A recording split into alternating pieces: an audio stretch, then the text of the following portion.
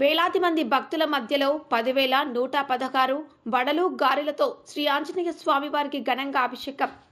ఈ పవిత్ర కార్యక్రమమునకు సహాయ సహకారాలు అందించిన మరియు విజయవంతం చేసిన ప్రతి ఒక్క భక్తునికి ధన్యవాదాలు తెలుపుకుంటున్నాం.